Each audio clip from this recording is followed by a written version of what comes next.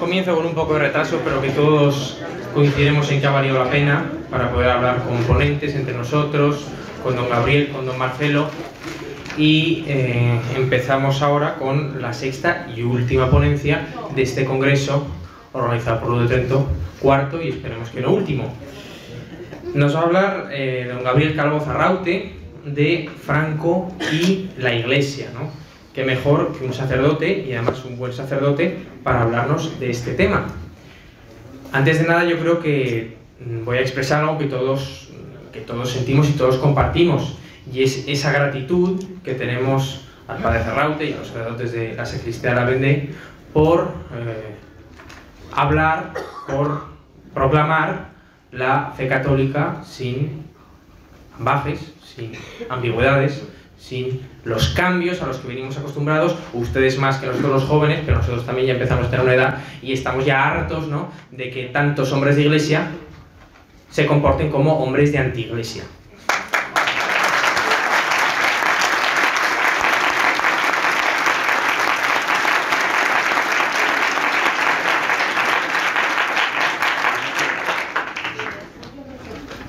Y sobre todo, el caso del padre Gabriel, como lo tenemos hoy aquí, pues vamos a centrarnos en su persona, ¿no? Que es una persona que demuestra tener, como la persona de la que hoy hablamos, de don Francisco Franco, profundas convicciones religiosas, en primer lugar, porque es el fundamento y la base de toda nuestra vida, y profundas convicciones de amor a su querida patria España.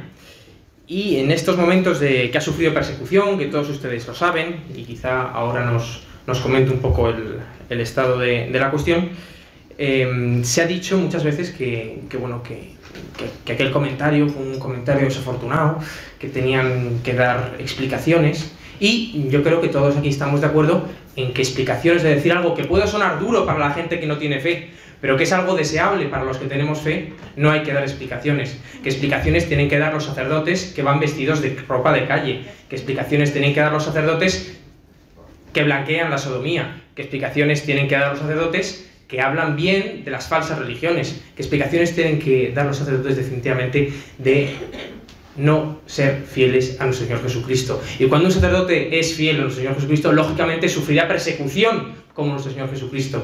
Y yo creo que por eso es un honor para Luz de Trento poder contar, ya me parece que por segunda vez en un acto, estuvimos en febrero del año pasado como señores de en Toledo, con un sacerdote católico, que es raro tener que poner esta apostilla, este objetivo, pero hay que decirlo.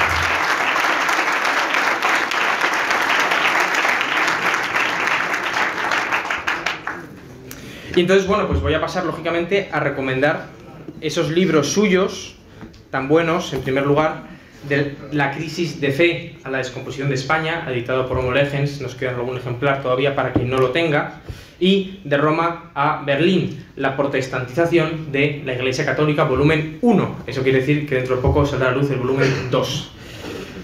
Además, sobre esta cuestión, tenemos un libro de Blas Piñar, que nos honramos tener a su hijo entre nosotros, y me parece que hasta a lo largo del día también una de sus hijas, Mi réplica al cardenal Tarancón. Blas Piñar, como el padre Calvo, aunque no era sacerdote, sufrió persecución precisamente por esa fidelidad a nuestro Señor Jesucristo. Y esto es una réplica, ¿no?, a ese cardenal de la Iglesia del Cambio, de la Iglesia conciliar, como ellos mismos hablaban, en que en su autobiografía póstuma lanzó todo tipo de invectivas contra Franco, contra la figura de Blas Piñar, y una que me parece particularmente despreciable, que es decir que el asesinato de Luis Carrero Blanco fue un paso para la llegada de la democracia.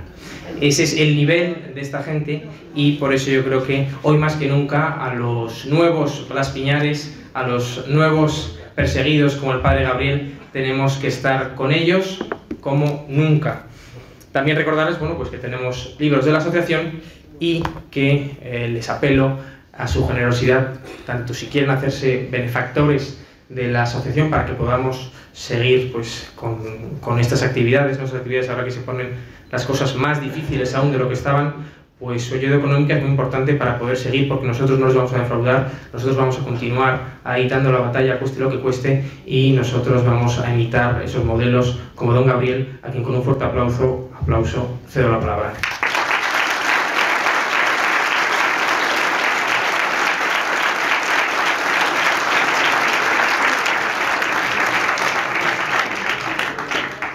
Muchísimas gracias, Asís, Oriol, Luz de Trento, muchísimas gracias a todos por vuestra atención, por vuestra presencia aquí.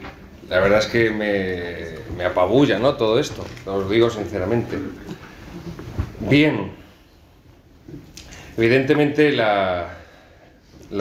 tema, la cuestión que me han pedido que analice, que sintetice de la relación de la Iglesia Católica con el régimen, con Franco y con el régimen de Francisco Franco, es poliédrica, es extensísima, pero creo que es particularmente verificadora, ayuda mucho, ilumina en gran manera para comprender la evolución de esos 40 años del régimen del caudillo, y también para comprender la evolución política y la evolución sociológica de los españoles. En primer lugar, más que centrarme en el giro de la Iglesia Católica en España, también, o sea, general, universal, pero especialmente en España, más que centrarme en ese cambio de posición de la Iglesia que se vuelve contra el régimen, quería explicar una serie de procesos históricos y de procesos de ideas previos que normalmente no suelen conocerse, no se suele hablar mucho de ellos, pero que explican lo que sucedió después. La cruzada acaba el 1 de abril, eso lo sabemos todos, del 39. Un mes antes, 2 de marzo, es elegido pontífice Pío XII a la muerte de Pío XI. Pío XII era secretario de Estado de Pío XI, fue siempre un gran admirador y defensor del general Franco, ya cuando era cardenal secretario de Estado, o sea, ahí no cambió de posicionamiento. Y esa postura de Pío XII favorable a Franco desde el comienzo se la debe particularmente al cardenal Gomaz, obispo de Toledo, primado de España, y dicho sea de paso, la gran mente del episcopado español de todo el siglo XX y lo que llevamos del XXI, junto con Monseñor Guerra Campos. Así que esto, como inicio de esa relación oficial del general Franco, del caudillo, con la Iglesia Católica, arrancamos de aquí. 2 de marzo del 39, elección de un nuevo Papa Pío XII, mes siguiente, finalización de la cruzada, y el 1 de septiembre, como todos sabéis, inicio de la Segunda Guerra Mundial, con la invasión a un país católico, probablemente el país más católico de Europa junto con España, hasta aquellas fechas, que era Polonia. Y además no era solamente la invasión de Polonia, como también sabéis todos, sino el repartimiento de Polonia con la Unión Soviética por parte de Alemania, que es lo que se había hecho en el Pacto Germano-Soviético del 23 de agosto de ese mismo año. Ese es el marco del que arrancaría esas relaciones que ya se oficializan de forma definitiva con el triunfo del bando nacional. Es cierto que a medida que va desarrollándose la guerra, a medida que la zona nacional va creciendo y la zona del Frente Popular va retrocediendo, cuando son liberados los territorios, la Iglesia recobra su libertad y se acaba, allí donde se libera del Frente Popular, el régimen de persecución al que estaba siendo sometida antes del 18 de julio del 36 de forma legislativa o de forma más o menos esporádica, y a partir del 18 de julio de una manera ya directa, una persecución que, como también sabéis todos, ha sido la mayor de 20 siglos de historia de la Iglesia Católica. Entonces, a medida que va reconquistándose ese territorio, a medida que va creciendo el territorio del bando nacional, a medida que la Iglesia va recobrando su libertad, no puedo hablar de una normalización de la vida de la Iglesia, pero sí es cierto que empieza a resurgir la vida cristiana. Todos conocéis esa sentencia célebre de Tertuliano: sangre de mártires, semilla de nuevos cristianos. Y eso, aunque se materializa a medida que va reconquistándose ese terreno al Frente Popular, pues hay una recuperación aumentada de todos los elementos de la piedad popular: rosarios de la aurora, romerías, procesiones, etc. La liturgia, lo mismo. Yo he sido párroco en pueblos que han sido zona roja durante más de un año, probablemente casi año y medio, y ahí no quedó nada más que los 4 muros de la iglesia. Y pues tú veías que las imágenes que había, las típicas imágenes de posguerra, de escayola, de estas baratuchas, porque que no había otra cosa, tú las mirabas, la peana, y ponía donado por. En cuanto termina la cruzada, los propios fieles, de su más que empobrecido bolsillo, vuelven a hacen un donativo para recuperar, pues, que en los templos que han sido completamente destruidos pueda haber otra vez imágenes, pueda haber otra vez un sagrario que ha sido destruido, cálices, orfebrería, ornamentos, todo. Hay un auge de la catequesis, porque durante los años de la guerra, salvo en los territorios que inicialmente son del bando nacional, no ha habido catequesis.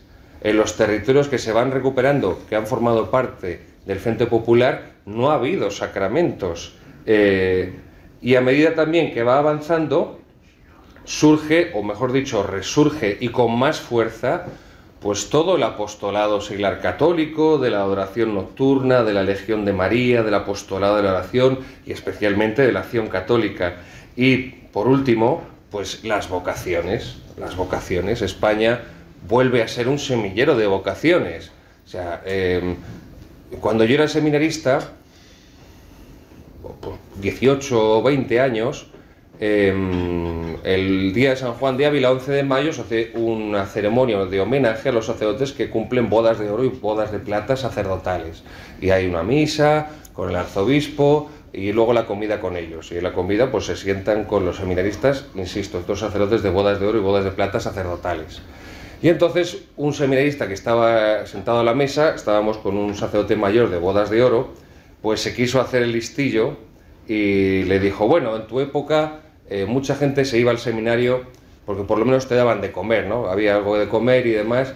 Bueno, aquel sacerdote venerable de bodas de oro no le partió la cabeza de puro milagro, porque le miró con desprecio y le dijo: tú no aguantabas ni una semana en mi seminario que yo conocí después de guerra, donde pasábamos más frío que en casa, donde pasábamos más hambre que en casa.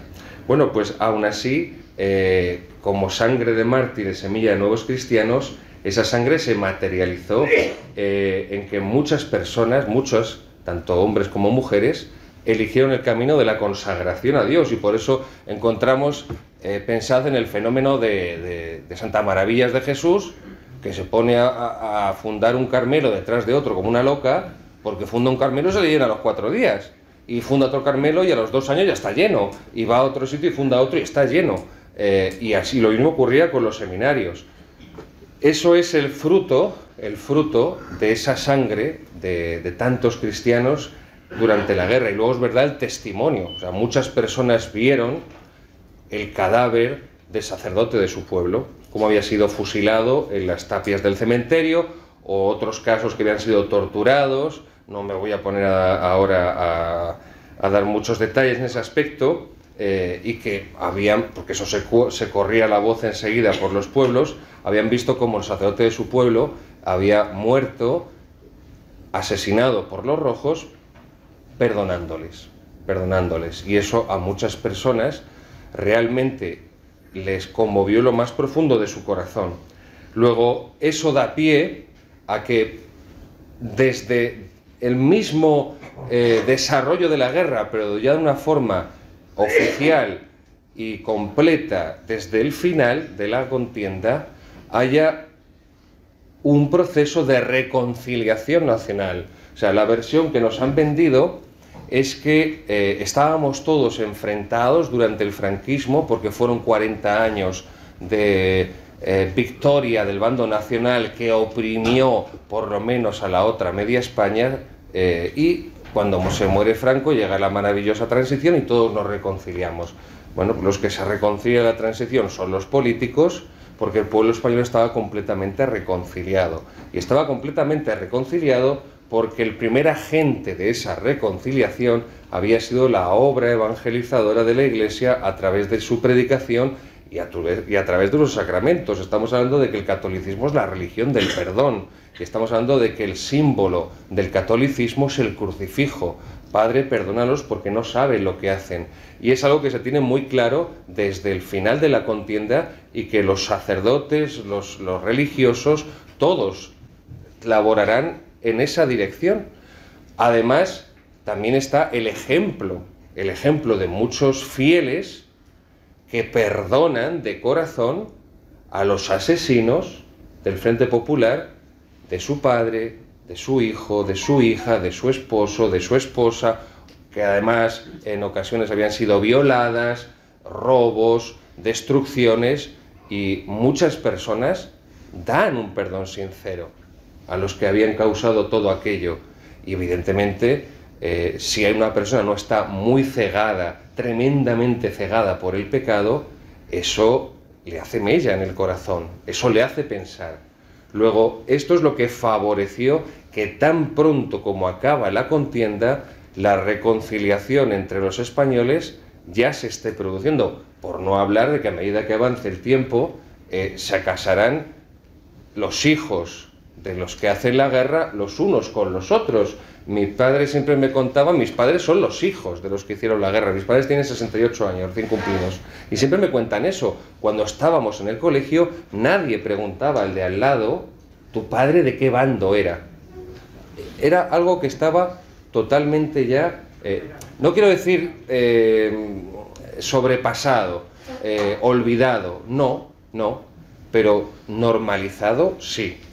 Y es precisamente, insisto, la que la Iglesia, al reconstruir la cristiandad, al reconstruir la sociedad católica que la Segunda República se había empeñado en destruir, la que poco a poco va soldando y va cerrando todas las heridas que se habían abierto. 1939, final de la contienda, de la cruzada. 1941, hay un primer acuerdo entre el gobierno del general Franco y la Santa Sede. ¿Por qué? Porque el acuerdo que había con la Santa Sede y España es de 1851. O sea, el acuerdo que rige durante todo ese periodo de tiempo de 1851 a 1941 es el mismo concordato. Un concordato que se firma con el gobierno de Bravo Murillo, liberal conservador. Evidentemente, como os imagináis, esto la Segunda República se lo saltó a la torera una vez y otra. Ese concordato de 1851 fue un concordato que se consideró bastante aceptable, porque las relaciones entre Roma y España estaban rotas desde 1836, desde la desamortización de Mendizábal, que como siempre hago, citando al gran Menéndez Pelayo en la historia de los heterodoxos españoles, cuando narra la desamortización la define siempre así: inmenso latrocinio para comprar conciencias y voluntades. Eso fue la desamortización, se rompen las relaciones con Roma, se retoma en 1851 con el concordato con el gobierno de Bravo Murillo, que sigue vigente en cuanto que está ahí el papel, ¿no? Como se suele decir, el papel lo aguanta todo, pero queda claro que hay que hacer un nuevo acuerdo con la Santa Sede, porque la España de 1941 no es la España del gobierno de Bravo Murillo de 1851, como gracias a Dios tampoco es la España de la Segunda República.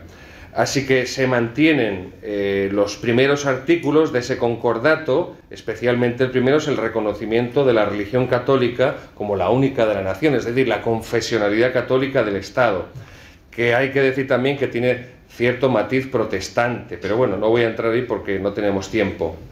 Lo que es importante es que en ese primer acuerdo de 1941 se llega a un modo de cooperación entre la Santa Sede y el Gobierno de España para los nombramientos episcopales. Esto es algo muy importante, porque, como dice el adagio latino, la corrupción de los mejores es lo peor, corruptio optimi pessima. Y si tú quieres que el pueblo se eleve, tienen que ser sus cabezas rectoras los primeros que vivan en ese estado superior. ¿Y qué es lo que hicieron los reyes católicos con el cardenal Cisneros? Vamos a reformar la Iglesia en España, vamos a elevar el nivel moral y el nivel intelectual del clero, del episcopado, para que sean ellos a su vez los que eleven el nivel moral y el nivel intelectual del pueblo. Y por eso los nombramientos episcopales tienen tanta importancia. Y se llega a una fórmula que se llama la seisena, de 6. La seisena. ¿Qué significa eso de 6, de la seisena? La nunciatura recoge información de todas las diócesis, porque esa es la misión del nuncio. Es verdad que luego parece que la misión del nuncio se limita a inaugurar exposiciones con la reina, pero la misión fundamental del nuncio entonces era esa, recoger información aportada por los obispos de las distintas diócesis acerca de los candidatos que proponen para el episcopado. Y de entre esos seis candidatos que elige la nunciatura, pues el gobierno tiene que elegir a 3. De los 6, elige 3. Y esos 3 son los que el gobierno presenta a Roma, para que elija de esos 3, 1. ¿Veis los filtros? 6, 3, 1. Normalmente lo que hace Roma es elegir al primero que va en la lista, y como la lista la presenta evidentemente nunciatura, pues ahí va dirigido.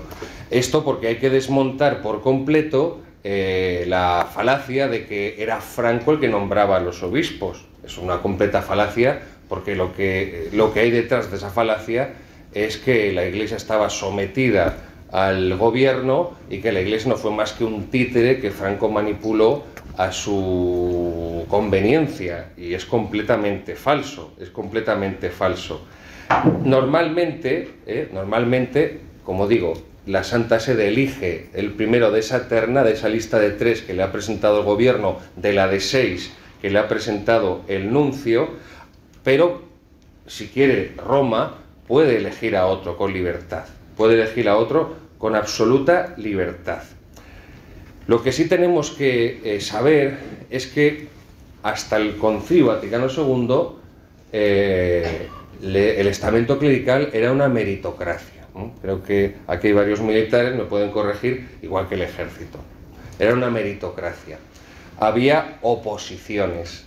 A lo mejor los que ya tenéis unos años os habéis hecho alguna vez esa pregunta. ¿Por qué antes los sacerdotes estaban tantísimos años en la misma parroquia? Probablemente algunos casi toda su vida. Porque la parroquia era suya. La parroquia le pertenecía en propiedad porque había logrado esa parroquia por oposición.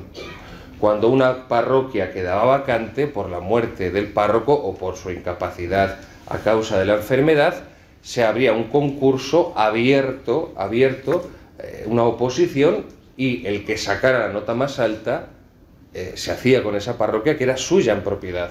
Por eso yo siempre digo esto, medio en broma, medio en serio: lo que se recogía del cepillo era para el párroco, pero si había que arreglar el tejado, lo pagaba también el párroco.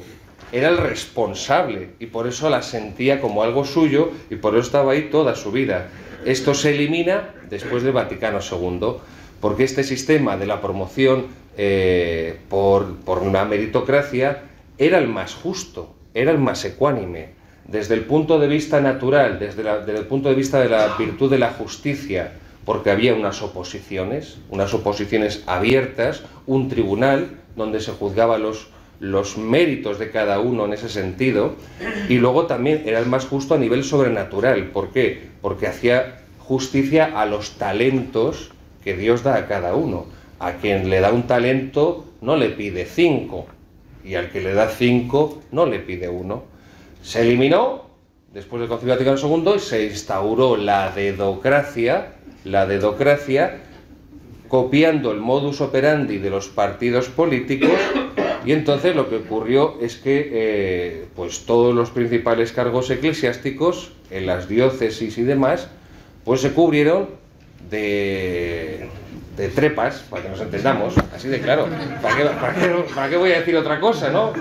Hay confianza aquí, pues de trepas. Entonces, claro, igual que hemos visto a lo largo de las décadas el deterioro, la degradación de la clase política, que cada vez pues son más tontos, ¿no? O sea, así de claro. O sea, tú comparas, pensad una cosa, tú comparas, sin que sea evidentemente santo de nuestra devoción, pero tú comparas a Tierno Galván con Carmena y dices, Dios mío, ¿cómo ha caído esto, no? Entonces, en el estamento clerical ocurre lo mismo. Entonces, claro, en lugar de los que dirigen la Iglesia, la jerarquía, ser los mejores de esa meritocracia que han ganado por oposición, por méritos, y que por eso son más libres, porque si yo he ganado este puesto por oposición, soy libre porque no se lo debo a nadie y hablo con libertad. Y como he sacado este puesto por oposición, he demostrado que tengo la cabeza suficientemente amueblada. Si yo ahora eso lo elimino y aquí pongo a uno que no tiene nada en la cabeza y que le he puesto yo, me debe fidelidad. Me debe fidelidad. Entonces lo que yo diga lo va a aplaudir sí o sí, porque si no, su puesto se acabó, ¿no? Esto es como, no diré que diócesis, no, el consejo episcopal, el consejo del obispo, vale, la mitad no hablan porque no quieren perder el puesto que tienen y la otra mitad no hablan porque aspiran a un puesto mejor. Pues tú dime qué consejo es ese, ¿no? Pues si hoy dice blanco el obispo, todo blanco, y si mañana dice negro, pues todo negro, y aquí todos están amigos. Eso es lo que se quiebra, pero en esta época, gracias a Dios, todavía no. Luego, los que eran promovidos a los cargos del episcopado tenían un papel realmente importante.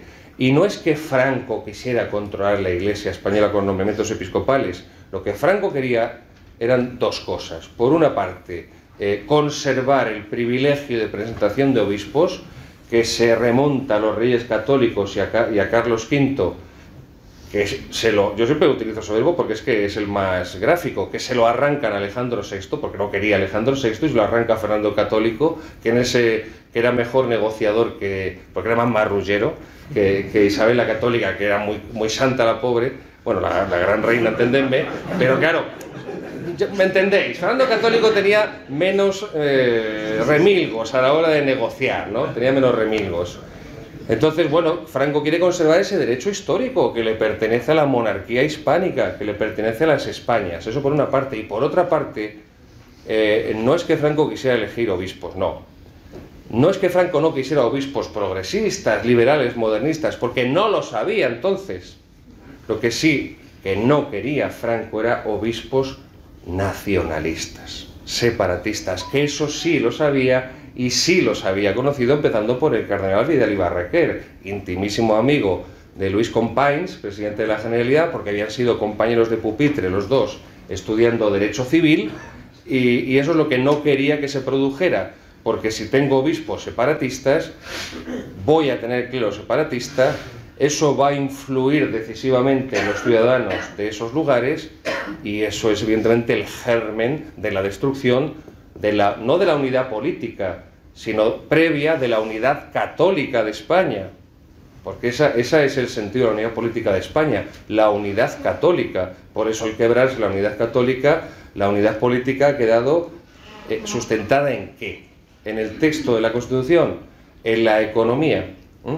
Y la prueba de esto es palmaria, porque cuando se le arrebata después del Vaticano II al general Franco el derecho de presentación de obispos, si os dais cuenta, es cuando empieza a haber obispos separatistas en Vascongadas, en Cataluña. Y ya no solamente eso, sino que hay una negación abierta de la catolicidad de la Iglesia. Católico, todos lo sabéis, en griego significa universal. Universal. Pero ¿qué universal, qué católico, si un sevillano no puede ser obispo en Vascongadas, pero un vasco sí puede ser obispo en Sevilla? ¿Dónde está ahí la universalidad? Que un extremeño no puede ser obispo en Cataluña, pero un catalán sí puede ser obispo en Extremadura. Es el fin de la catolicidad, de la universalidad, del universalismo católico. Y es lo que intentó salvaguardar el Generalísimo. Bien, todo ese proceso de selección episcopal evidentemente se realizaba mediante conversaciones, y conversaciones en un tono cordial, no había ningún tipo de imposición. La colaboración entre nunciatura y el gobierno era completa. Los trabajos, los informes que se solicitaban eran rigurosísimos, o sea, no era obispo cualquier tonto, porque para empezar tenía que tener un currículum de excelencia, y segundo, que había todo ese proceso de investigación para promover a una persona que en justicia podía hacer un gran bien. Y de la ejemplaridad, de la santidad, de la virtud de aquel episcopado, pues la prueba más palmaria son los 12-13 obispos mártires durante la cruzada.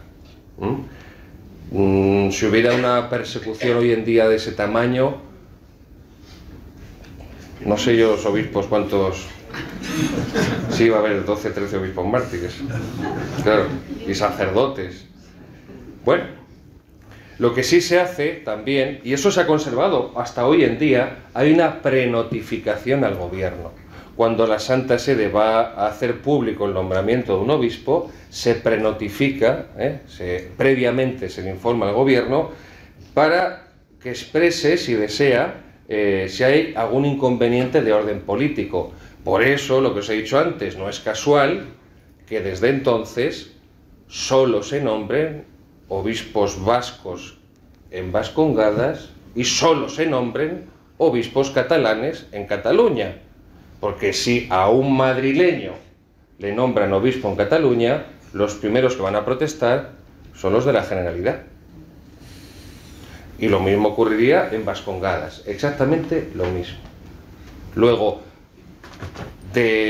indirectamente, hay una supeditación de la Iglesia al poder político separatista. O sea, nos habéis vendido que gracias al Vaticano II la Iglesia goza una libertad política absoluta porque ya no es el jefe del Estado español el que elige a los obispos, porque tal. No, os habéis sometido a los nacionalistas de Cataluña y de Vascongadas. ¿Qué habéis conseguido con eso? Pues habéis conseguido que el nacionalismo, que es una religión secularizada, una religión sustitutoria, una idolatría, haya descristianizado por completo Cataluña y Vascongadas, que son las dos zonas más arrasadas espiritualmente, cristianamente de toda España. Eso es lo que han conseguido. Eso es lo que sucede cuando priorizas la política por encima de la trascendencia que tiene en todos los sentidos el papel de la religión, no solamente como relación personal, individual con Dios, porque si no caemos en el protestantismo, en el individualismo protestante, sino en cuanto comunidad política. Y esto que nos quede muy claro, porque yo comprendo que todos somos hijos de nuestro tiempo y sin darnos cuenta, de forma inconsciente, como diría el pervertido de Freud, pues como ya hemos vivido, hemos mamado en un mundo de separación Iglesia-Estado, no, es que mientras había cristiandad no había ese divorcio. Es decir, la comunidad política y la comunidad de fe, el cuerpo místico de Cristo y la comunidad política estaban unidos. No confundidos, porque no somos una teocracia islámica, pero estaban unidos. Yo me sabía tan súbdito del rey, tan español, como formando parte del cuerpo místico de Cristo, que es la Iglesia. Pues bien, ¿qué ocurre? Que se da el paso decisivo que vendrá de forma no ilegal, sino alegal, fuera de la ley, a partir de la llegada de Pablo VI. Pablo VI es elegido Papa en 1963 y en 1964, el año siguiente, manda paralizar todos los procesos de beatificación de los mártires de la Cruzada. Todos. Hasta que llega Juan Pablo II, que sí sabía lo que era el comunismo, cosa que Pablo VI no, y los reabre. Y una cosa flagrante, que es algo que a Franco le deja sin palabras, es que se elige a partir de Pablo VI a los obispos bordeando, por eso se habla de alegalidad, bordeando el concordato. Es decir, los obispos auxiliares de las diócesis, para esos no estaba vigente la presentación. Es decir, Roma podía elegirlos directamente. Desde 1964 a 1968, Pablo VI en 4 años eligió 58 obispos. 58 obispos. Era una forma de saltarse la legalidad del concordato que había firmado la Santa Sede con el gobierno para elegir obispos a los que el gobierno no pudiera poner la menor pega. ¿Y cuál fue el criterio con Pablo VI de esos 58 nombramientos episcopales? Que públicamente se manifestaran contra el régimen. Ni santidad, ni sabiduría, ni virtud, no. Simplemente eso, simplemente eso. Es verdad que a alguno les salió rana, como es el caso de Guerra Campos, que fue elegido de esta forma, obispo auxiliar de Madrid, Monseñor don José Guerra Campos, pero también es verdad que otros que fueron elegidos con ese procedimiento que os he narrado tradicional, también salieron ranas. Véase el cardenal Tarancón. Luego hubo un poco de todo, Al finalizar la contienda, al finalizar la cruzada, y esto lo digo a propósito, lo que encuentra la Iglesia son 2 Españas. Y utilizo este tópico absurdo de las 2 Españas, porque no hay 2 Españas, hay una España y una anti-España, igual que no hay una España cristiana y una España musulmana, hay una España cristiana, que es la Hispania romana, visigoda, europea, y lo otro que es al-Ándalus, que es lo opuesto. Lo que la Iglesia encuentra al final de la cruzada son 2 Españas.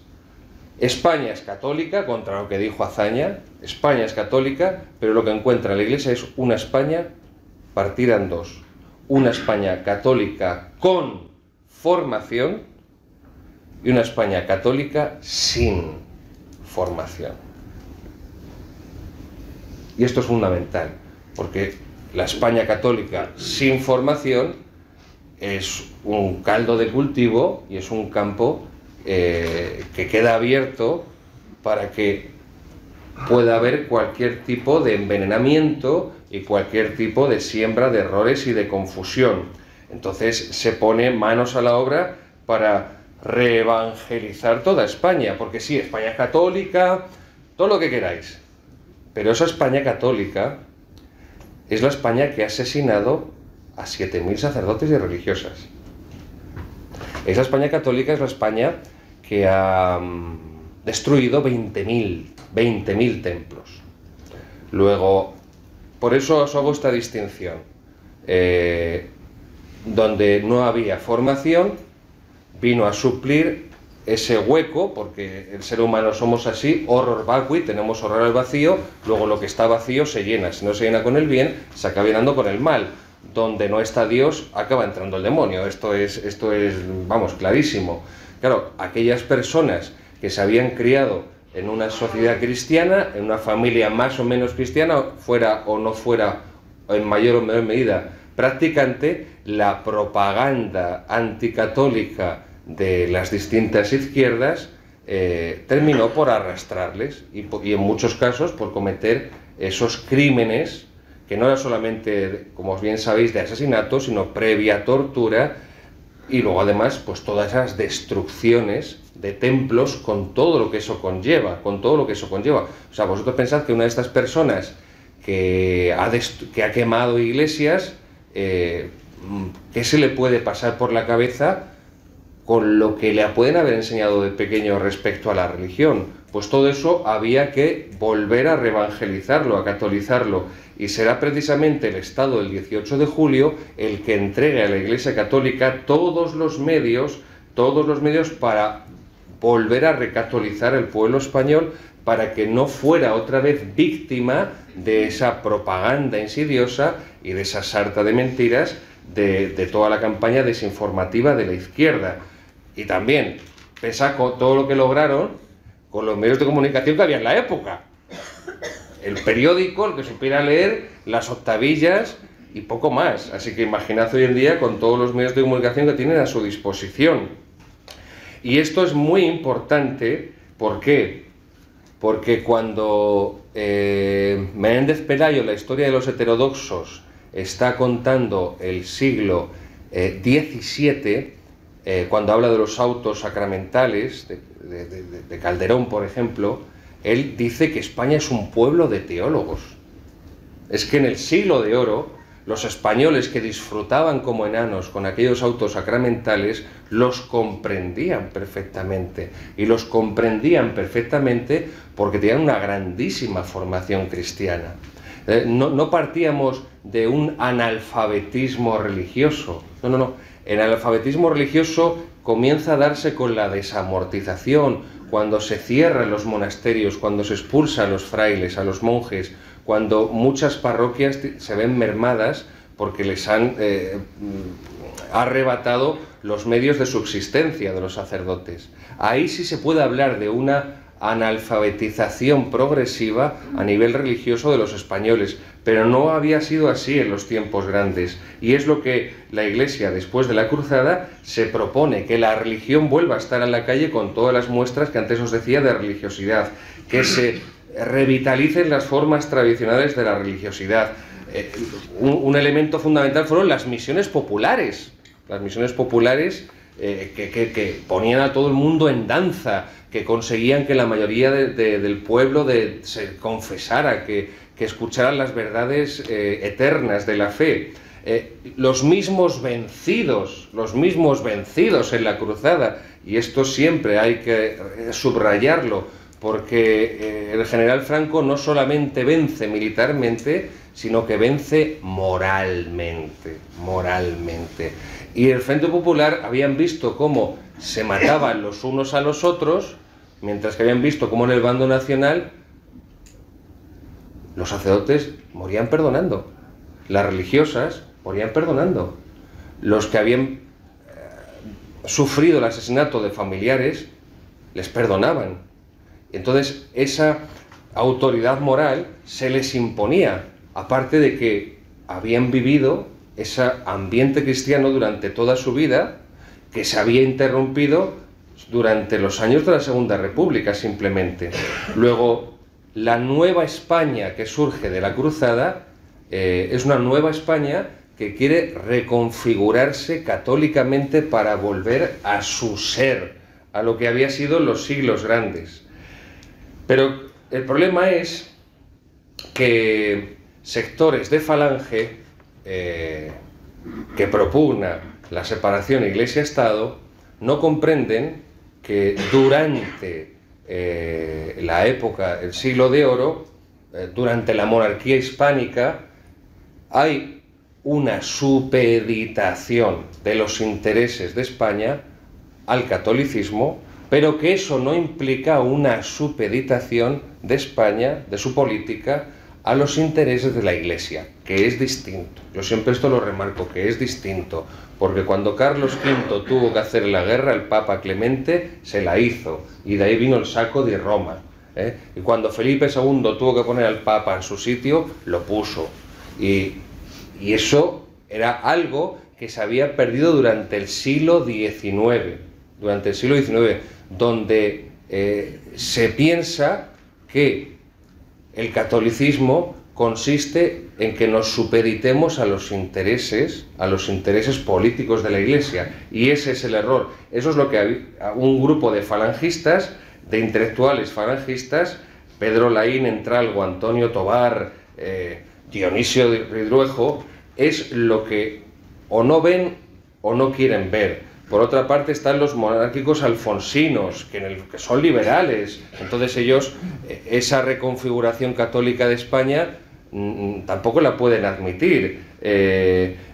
Empieza a haber entre algunos de los intelectuales fuertes del régimen un desapego porque piensan que España se está supeditando a los intereses políticos de la Santa Sede, hasta que llega el Concordato de 1953. El Concordato de 1953, Pío XII lo define como modélico, y por eso le otorga a Franco la máxima distinción vaticana, la Orden Suprema, la medalla de la Orden Suprema de Cristo. Pero claro, ahí es la fractura, ¿Qué es lo que pierde a esos intelectuales de Falange, que es la misma línea que tienen detrás monárquicos alfonsinos, con los que se alinea parte de la oficialidad católica también, con los que se alinean políticos provenientes del Opus Dei, de la Asociación de Propagandistas de Ángel Herrera Oria? Pues el peso más o menos difuminado o más o menos sólido de Ortega y Gasset, del filósofo Ortega y Gasset, que como filósofo es nefasto, pero ya como analista, como filósofo de la historia, ya es para cortarse la vena con un cúter.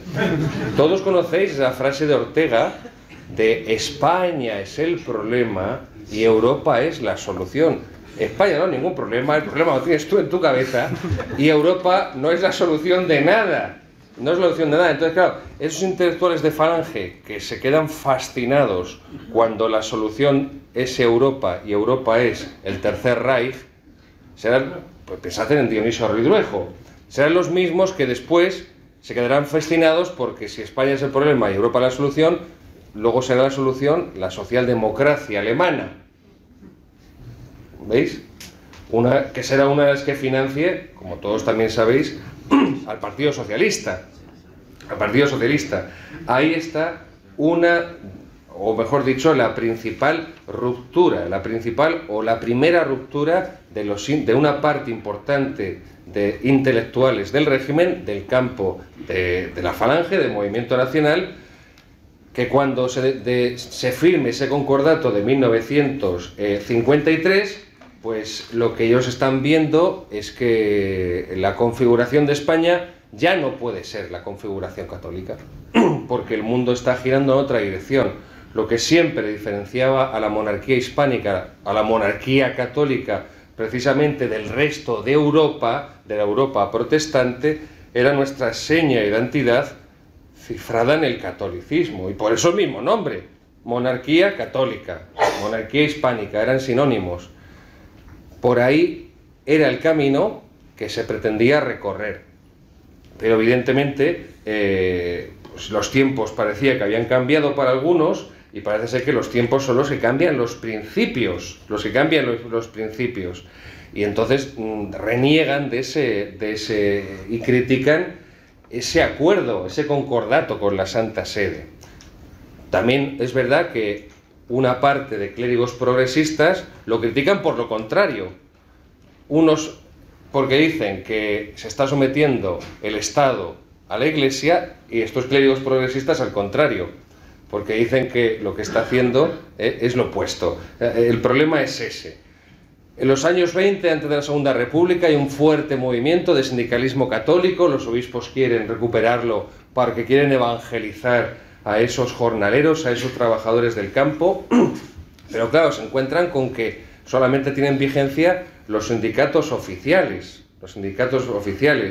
y ahí hay otro momento de fricción grande.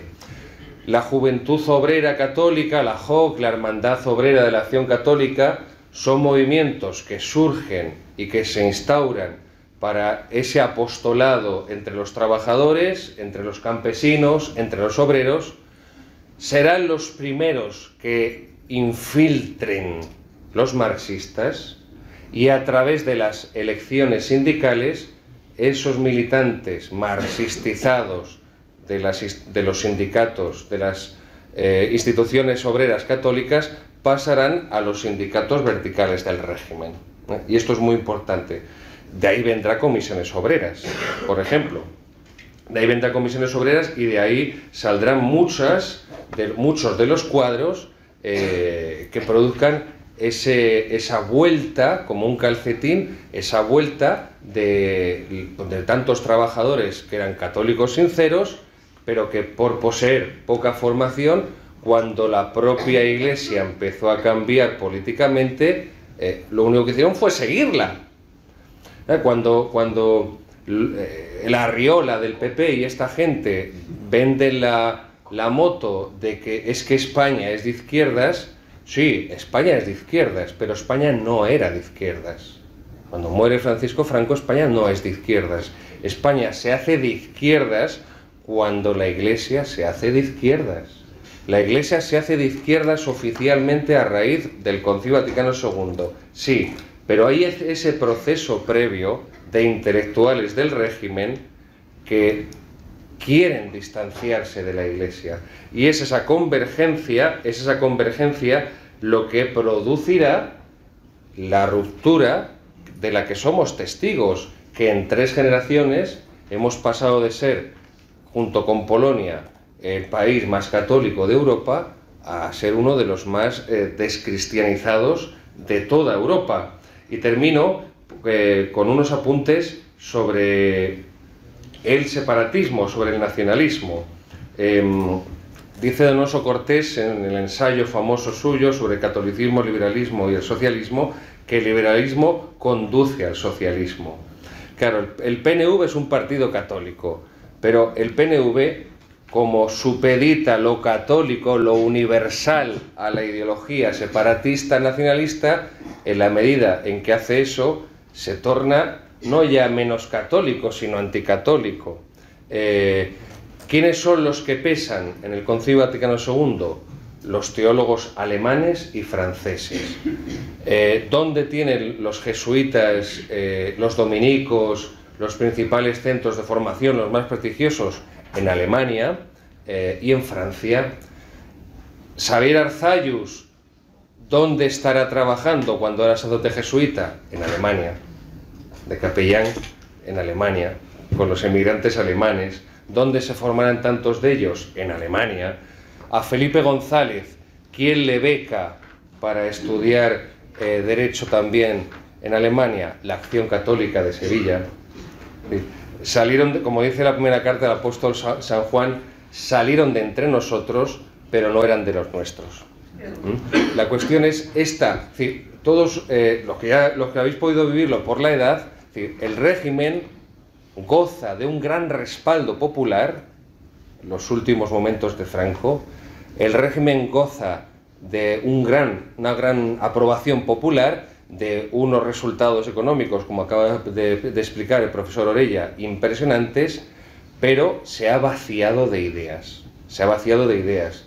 Y a partir de esta crisis de los años 53, el Concordato, 55-56, podemos decir que cuando ya Franco decide elegir a Juan Carlos como sucesor, pues imaginad el malestar que hay en los sectores de Falange, el malestar que hay en los sectores carlistas, y lo que Franco tiene que reconocer es que el régimen que empieza en 1939 termina en 1959. ¿Y qué empieza en 1959? Pues otro régimen que inaugura el primer plan de desarrollo económico. A partir de entonces queda claro que el régimen no puede institucionalizarse porque hay un gran enfrentamiento.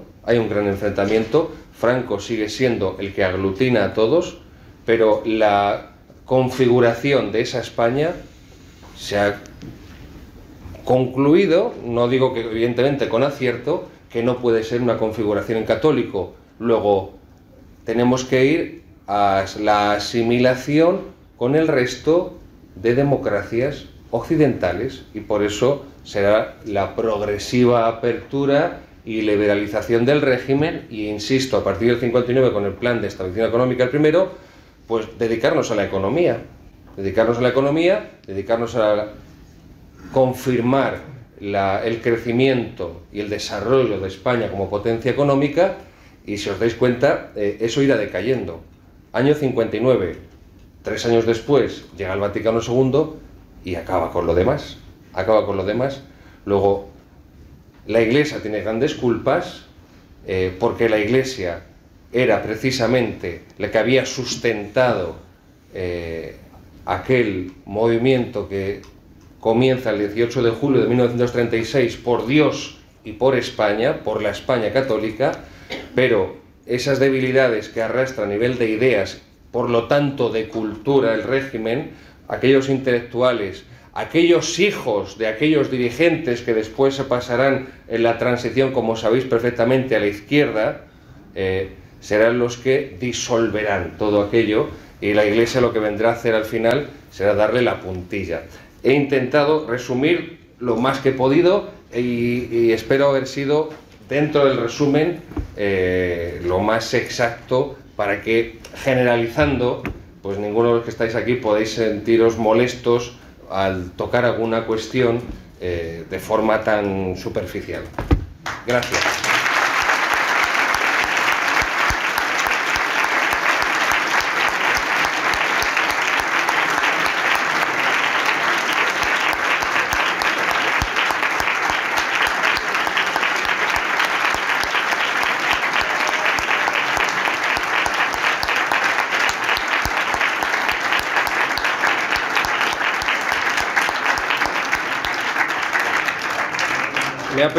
Me ha pedido Asís que os cuente un poco. La Sacristía de la Bandera ha vuelto a emitir algún programa más, 1 o 2.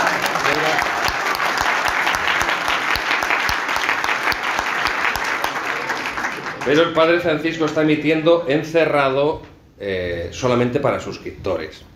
Y cuando ocurrió lo que ocurrió, me tocó a mí hacer de negociador. Y entonces, pues, a los acuerdos bilaterales que llegué, fue que lo que me pidieron para los demás era 2 meses de hacernos en muerto. 2 meses han sido marzo y abril, luego se supone que ya en mayo caduca, y que yo debía salir del canal. Entonces seguiré por mi cuenta, aunque no quito que alguna vez haga alguna colaboración esporádica, y eso es lo que os puedo decir. Nos amenazaron, fue una Secretaría de Estado Vaticana a pedir nuestra expulsión del sacerdocio, del Padre Francisco y mía. Eso son palabras mayores, porque antes lo explicaba. La Iglesia siempre utilizó la medicina de la excomunión. La excomunión es una pena medicinal en el sentido de que busca la conversión de la persona a la que se le impone. Si a una persona se le impone la excomunión, pensad, una mujer que aborta recibe la pena de excomunión. Si esa mujer y los que han colaborado en ese aborto, los que la han empujado a él, el médico, todo esto, muestran arrepentimiento, hacen en un periodo de tiempo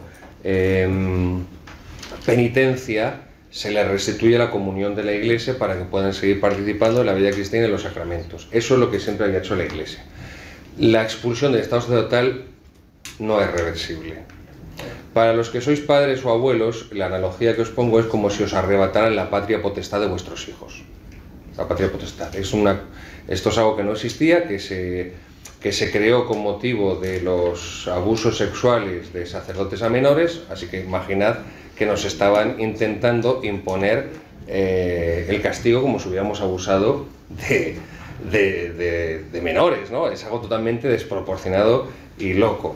Pero gracias a Dios, bueno, pues haciendo de Curro Romero ahí toreando, pues aunque Curro Romero todos sabéis que no se acercaba al toro ni de broma, pero bueno, me tocó ahí, pero bueno, pues se ha salvado, y esa es la situación que tenemos. Ya veremos como las folclóricas, como nos reinventamos, pero que no vamos a seguir, por supuesto, dando la batalla, pero bueno, tenemos que también calcular que no nos destruyan, ¿no? Que no nos destruyan porque pues habría sido una cosa totalmente sorprendente. Así que me imagino que para mayo volverá la sacristía de la Vendée en abierto, imagino.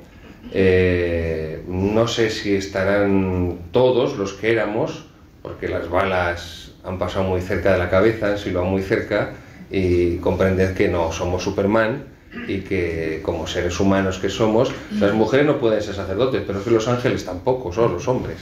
Y los hombres pues también sufrimos a veces miedo y nos desanimamos. Entonces, bueno, pues cuando vuelva a la sacristía de la Vendée veis que alguno no está, no es por cobardía, es que, insisto, las balas han estado muy cerca y que te expulsen del sacerdocio, pues imaginaros, ¿no? Si os quitan la custodia de vuestros hijos, lo que supone. Yo probablemente seguiré por mi cuenta, con mi programa de historia y mi programa de filosofía en otro canal, y ya os irán llegando notificaciones por un lado o por otro, pero seguiremos, por supuesto, dando la batalla y esperando tiempos mejores, que tampoco pasa nada, ¿no? Teruel se perdió y luego se reconquistó en el 37, quiero decir que no pasa nada.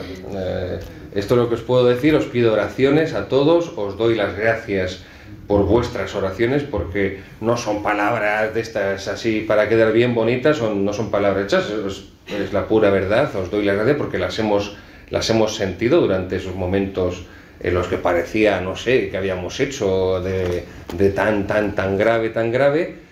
Y también os doy las gracias a los que escribisteis correos al Arzobispado de Toledo defendiéndonos, porque eso es cierto que también les llamó mucho la atención. Recibieron más de 1.400 correos de todas las partes del mundo y eso les paralizó, pienso, bastante, ¿no? Y pudieron ver pues que las personas que seguían el canal recibían un alimento espiritual y un beneficio del canal, que no se debe evidentemente a nosotros, porque es algo que nosotros ya nos supera por completo, y por eso vemos la mano de Dios y por eso vemos que no se puede abandonar. Así que si no puedes hacerlo por aquí, lo haces por otro sitio. Si no hay más. El general Patton hablaba de bombardeo de saturación, ¿no? Y Patton sabía que en igualdad de condiciones los alemanes le daban 100.000 vueltas, por muy destrozados que estuvieran los alemanes, y Patton no daba ningún paso al frente si no bombardeaban 4 o 6 horas la posición en la que se dirigía, ¿no? Pues bueno, han bombardeado la trinchera que teníamos. Nos tenían muchas ganas, totalmente, insisto, desproporcionado. Bueno, pues hay que ver, bueno, pues si no podemos de esta forma, guerra de guerrillas, que es también una tradición muy hispánica, y seguir haciendo el bien y seguir aportando luz con la ayuda de Dios, en la medida de nuestras posibilidades. Y es todo lo que puedo informaros, ¿no? Para los que me habéis pedido que os dijera un poco cómo estaba la situación. Gracias de corazón otra vez.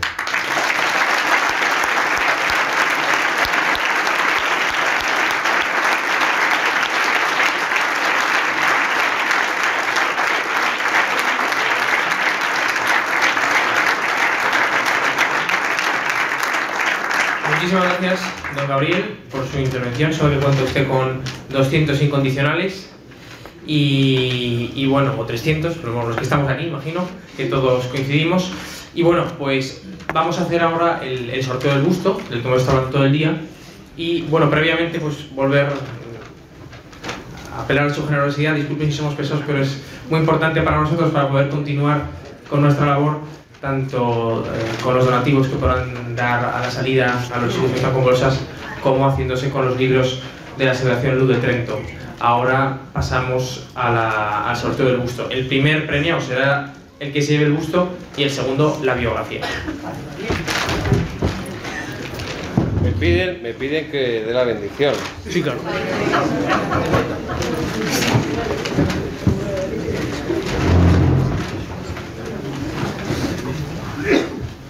Dominus vobiscum. Spiritum Spiritu tuo. benedicat vos omnipotens Deus, Pater, et Filius, et Spiritus Sanctus. Amén. Viva Cristo Rey. ¡Viva!